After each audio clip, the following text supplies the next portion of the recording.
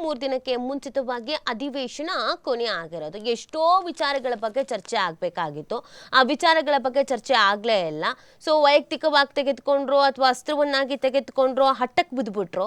So ಆ ಕಾರಣಕ್ಕಾಗಿ ಗಲಾಟೆಗಳಾಗಿದ್ದೆ ಜಾಸ್ತಿ, ಪ್ರತಿಭಟನೆ, ಕೂಗಾಟ ಇವುಗಳಾಗಿದ್ದೆ ಜಾಸ್ತಿ. 3 ದಿನ ಇನ್ನೂ ಬಾಕಿ ಇತ್ತು, ಅಧಿವೇಶನ ಕೊನೆ ಮಾಡಿದ್ರು. ನಾಗೇಂದ್ರ ರಾಜೀನಾಮೆಗಾಗಿ ಪಟ್ಟು ಬಿಡದ ವಿಪಕ್ಷ ಅಹೋರಾತ್ರಿ ಧರಣಿ ಘೋಷಣೆ ಬೆನ್ನಲ್ಲೇ ಅನಿರ್ದಿಷ್ಟಾವಧಿಗೆ ಕಲಾಪವನ್ನು ಮುಂದೂಡ್ಬಿಟ್ರು. ನೋಡಿ, ವಾಲ್ಮೀಕಿ ಅಭಿವೃದ್ಧಿ ನಿಗಮದ ಅಕ್ರಮದಲ್ಲಿ ಭಾಗಿಯಾದ ಆರೋಪ ಎದುರಿಸ್ತಾ ಇರುವ ಸಚಿವ ಬಿ ನಾಗೇಂದ್ರ ರಾಜೀನಾಮೆಗೆ ಆಗ್ರಹಿಸಿ ಬಿಜೆಪಿ ಜೆಡಿಎಸ್ ನಡೆಸಿದಂತ ನಿರಂತರ ಧರಣಿ ಸುಗಮ ಕಲಾಪಕ್ಕೆ ಅಡ್ಡಿಯಾಗಿದ್ದು, ಮುಂಗಾರು ಅಧಿವೇಶನವು 2 ದಿನ ಮೊದಲೇ ಕೊನೆಗೊಂಡಿತು.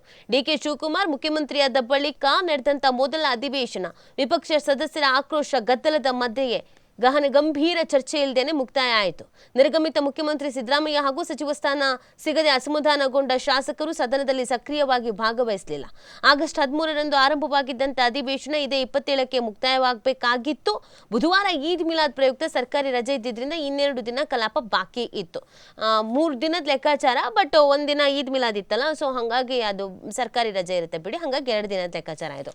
ಕಳೆದ ವಾರವಿಡೀ ಕಲಾಪದಲ್ಲಿ ಪಾಲ್ಗೊಳ್ಳದೆ ಪ್ರತಿಭಟನೆಯಲ್ಲಿ ನಿರತರಾಗಿದ್ದಂಥ ವಿಪಕ್ಷ ಸದಸ್ಯರು ಸೋಮವಾರ ತಮ್ಮ ಹೋರಾಟವನ್ನು ಮತ್ತೊಂದು ಮಜಲಿಗೆ ಕೊಂಡೊಯ್ದ್ರು. ವಿಧಾನಸೌಧಕ್ಕೆ ಮುತ್ತಿಗೆ ಹಾಕಿದ್ರು. ಕೊನೆಯ 3 ದಿನ ಅಹೋರಾತ್ರಿ ಧರಣಿ ನಡೆಸುವುದಾಗಿ ಪ್ರಕಟ ಮಾಡಿಬಿಟ್ರು. ಸೊ ಯಾವಾಗ ಪ್ರಕಟ ಮಾಡಿದ್ರು, ಈ ಪ್ರಕಟ ಮಾಡ್ತಾ ಇದ್ದ ಹಾಗೇನೆ ಇದನ್ನ ಇಲ್ಲಿಗೆ ಸ್ಟಾಪ್ ಮಾಡಿಬಿಡೋದು ಬೆಟರು ಅಂತ ಅನ್ಸೋಕ್ ಶುರು ಆಯ್ತು. ನೀವು ದೃಶ್ಯದಲ್ಲಿ ಗಮನಿಸ್ತಾ ಇದ್ದೀರಾ ನೋಡಿ. ಇದೇ ರೀತಿಯಾಗಿ ಎಲ್ಲ ಒಟ್ಟಿಗೆ ನಿಂತ್ಕೊಂಡು ನಾವಿನ್ನು 3 ದಿನ ಪ್ರತಿಭಟನೆಯನ್ನ ಮಾಡ್ಬಿಡೋಣ, ಹೋರಾಟವನ್ನ ಮಾಡ್ಬಿಡೋಣ, ಅಹೋರಾತ್ರಿ ಧರಣಿಯನ್ನ ಮಾಡ್ಬಿಡೋಣ ಅಂತ ಹೇಳಿದ್ರು. ಸೊ ಹೀಗಿರ್ಬೇಕಾದ್ರೆ ಇನ್ನೇನು ಯಾವುದೇ ಒಳ್ಳೆ ವಿಚಾರಗಳು ಚರ್ಚೆ ಆಗೋದಿಲ್ಲ.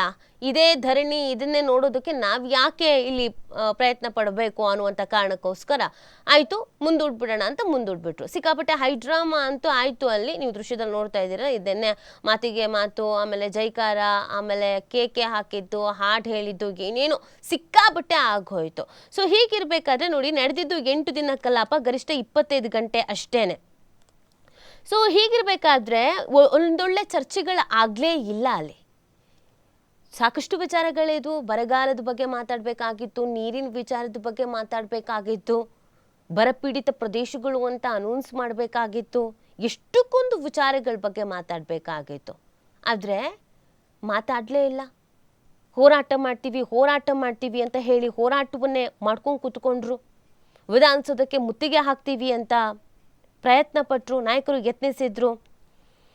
ಆದ್ರೂ ಕೂಡ ಬಿಜೆಪಿ ತನ್ನ ಪಟ್ಟನ್ನ ಇಲ್ಲಿ ಬಿಡಲೇ ಇಲ್ಲ. ಕಾಂಗ್ರೆಸ್ನವರು ಕೂಡ ಇದಕ್ಕೆ ನಾವು ಹೋರಾಟವನ್ನ ಮಾಡ್ತೀವಿ ಅಂತ ಹೇಳಿದ್ರು. ಎತ್ತಿನ ಗಾಡಿ ಎಲ್ಲ ತಗೊಬಂದ್ರು ನಿನ್ನೆ ಕಾಂಗ್ರೆಸ್ನವರು. ಜ್ವಲಂತ ವಿಷಯಗಳ ಬಗ್ಗೆ ನೀವು ಮಾತಾಡಲ್ಲ ಅಲ್ವಾ, ರೈತರ ಪರವಾಗಿ ನೀವು ಮಾತಾಡಲ್ಲ ಅಲ್ವಾ, ರೈತರ ವಿಚಾರದ ಬಗ್ಗೆ ನೀವು ಮಾತಾಡಲ್ಲ ಅಲ್ವಾ, ಸೊ ನಾವು ಕೂಡ ಹೋರಾಟವನ್ನು ಮಾಡ್ತೀವಿ ಅಂತ ಹೇಳಿ ಎತ್ತಿನ ಗಾಡಿಯನ್ನು ತೆಗೆದುಕೊಂಡು ಬಂದರು. ಅಲ್ಲಿಗೆ ಅಲ್ಲೊಂದಷ್ಟು ಹೈಡ್ರಾಮಗಳು ಆಗೋಯ್ತು. ಈ ಅಧಿವೇಶನ ಅನ್ನೋದನ್ನು ಯಾಕೆ ನಡೆಸ್ತಾರೆ ಹೇಳಿ? ಒಂದಷ್ಟು ವಿಚಾರಗಳು ಚರ್ಚೆ ಆಗಬೇಕು ಅಲ್ವಾ? ಬಟ್ ಇಲ್ಲಿ ಚರ್ಚೆನೇ ಆಗಲ್ಲ ಅಂತ ಅಂದ್ರೆ ಮತ್ತೆ ಅಧಿವೇಶನಗಳು ಯಾತಕ್ಕಾಗಿ? ಕ್ಷೇತ್ರ ಜನಗಳು ಕಾಯ್ಕೊಂಡು ಕೂತಿರಲ್ವಾ?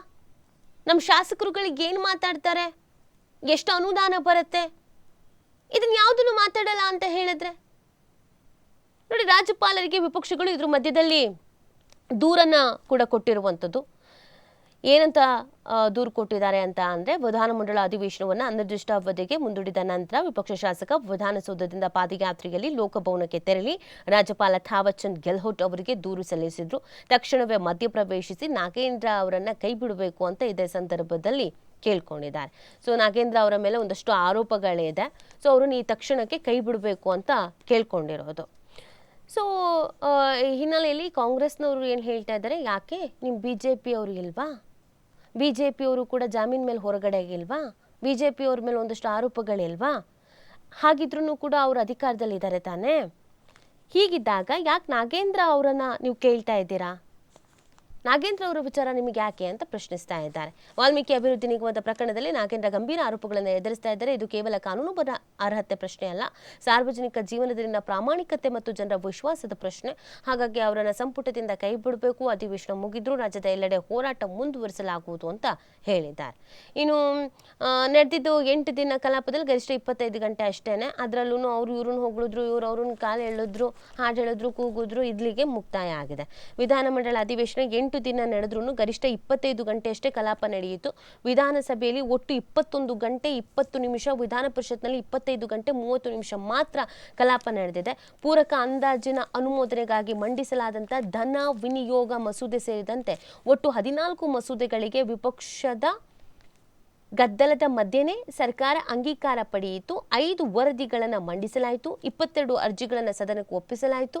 ವಿಧಾನಸಭೆಯಲ್ಲಿ ಉಪಾಧ್ಯಕ್ಷರಾಗಿ ಆಯ್ಕೆಯಾದಂಥ ಮಂಕಾಳ ವೈದ್ಯ ಅವರಿಗೆ ಈ ಅಧಿವೇಶನದಲ್ಲಿ ಒಂದು ಕ್ಷಣವೂ ಸಭಾಧ್ಯಕ್ಷರ ಪೀಠದಲ್ಲಿ ಕುಳಿತುಕೊಳ್ಳುವ ಅವಕಾಶ ಸಿಗಲೇ ಇಲ್ಲ. ಈ ಕಡೆ ಗಲಾಟೆ ಗಲಾಟೆ ಆಗ್ತಾನೇ ಇತ್ತು, ಆ ಕಡೆ ಮಸೂದೆ ಮಂಡಿಸ್ತಾನೇ ಇದ್ರು.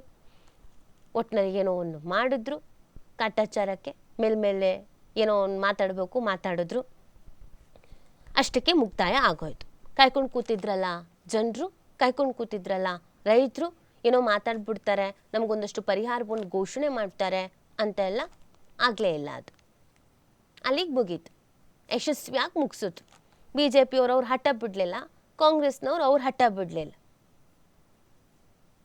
ಪ್ರತಿ ಬಾರಿಯೂ ಇದೇ ಥರದ್ದಾಗತ್ತೆ.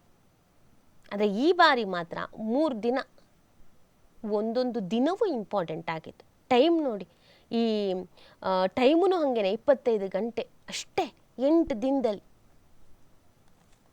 ಗೊತ್ತಿಲ್ಲ, ಜನಪ್ರತಿನಿಧಿಗಳು ನಮ್ಮನ್ನು ಆಳೋರು ಈ ಥರ ಮಾಡಿಬಿಟ್ರೆ ಹೆಂಗೆ ಅಂತ ಜನ ಪ್ರಶ್ನೆ ಮಾಡ್ತಾರೆ.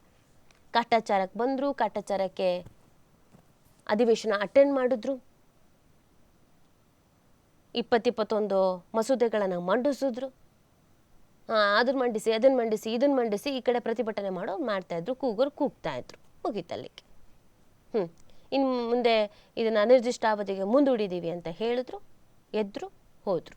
ಮತ್ತು ಹೊರಗಡೆ ಬಂದಮೇಲೆ ನಿಮಗೆ ಗೊತ್ತೇ ಇದೆ, ಈಗಾಗಲೇ ನೀವು ಒಂದಷ್ಟು ವಿಡಿಯೋಸ್ಗಳನ್ನೆಲ್ಲ ನೋಡಿರ್ಬೋದು. ಅಲ್ಲೆಲ್ಲ ಕೂಗಾಟ, ಹಾರಾಟ. ಹೊರಗಡೆ ಬಂದಮೇಲೆ ಒಬ್ಬರು ಹೆಗ್ಲ ಮೇಲೆ ಒಬ್ಬರು ಕೈ ಹಾಕ್ಕೊಂಡು BJP-ಯವರು, ಕಾಂಗ್ರೆಸ್ಸವರು ಕಾಪಿ ಕುಡ್ಕೊಂಡು ಆರಾಮಾಗಿ ಮನೆಗೆ ಹೋಗಿರ್ತಾರೆ. ಇಲ್ಲಿ ಮಂಗ ಆಗದೆ ಯಾರು ಹೇಳಿ? ಜನಗಳು, ನೀವುಗಳು.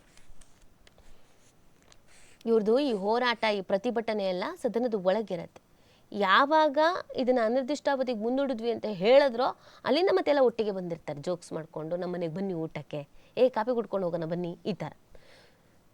ಸೀರಿಯಸ್ನೆಸ್ ಇಲ್ಲ ಅಷ್ಟೇ.